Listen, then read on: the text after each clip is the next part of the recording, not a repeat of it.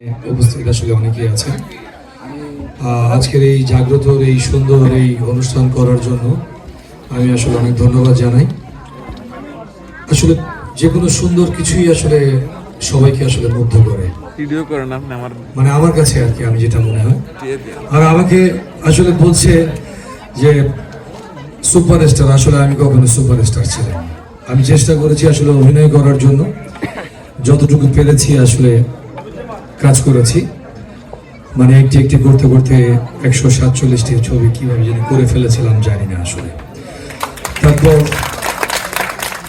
তারপর এক সময় একটু দূরে চলে গিয়েছিলাম, একটু অন্ধকারে, ডার্কে, মানে আমার ব্যবসা নিয়ে আসলে যাওয়ার কারণ ছিল, কারণ আমি মনে করি যে ফিল্ম হলো কি যে কোনো বিনোদন আসলে সেটি হবে কমার্শিয়াল, কিন্তু সেটি ভালগার নয়। একটি সময় ভালগারের যুগ চলে আসলো, তখন একটু ব্যাক টু দ্য প্যাভিলিয়ন চলে গিয়েছিলাম।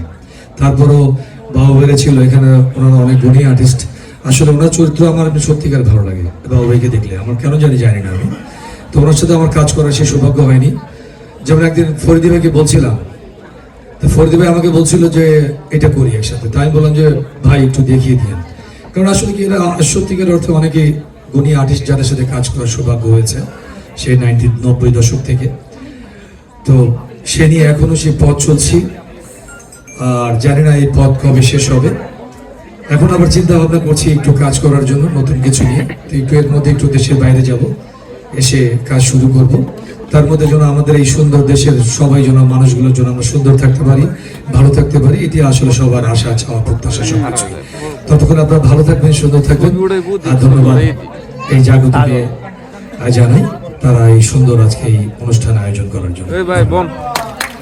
একটা কথা জিজ্ঞেস করি, আমার নামটা 90% মানুষ বলতে পারে না, শিহাব রিফাত আলম।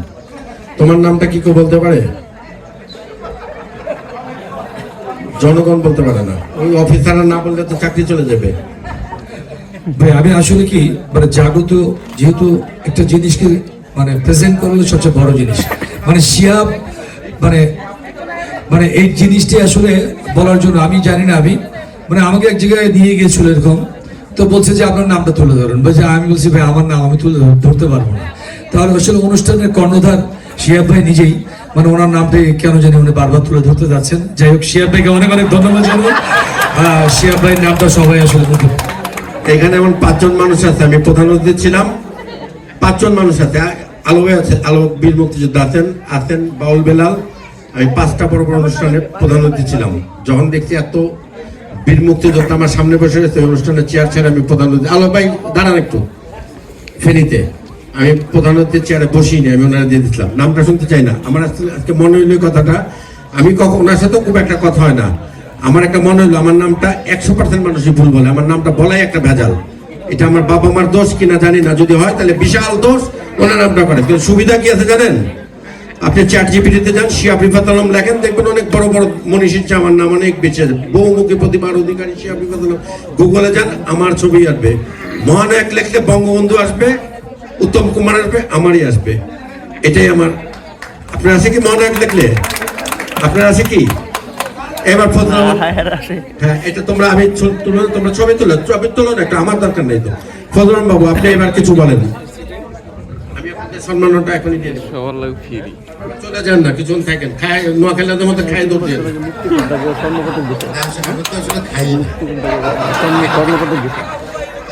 ধন্যবাদ। এই চমৎকার সন্ধ্যায় সবাইকে শুভেচ্ছা।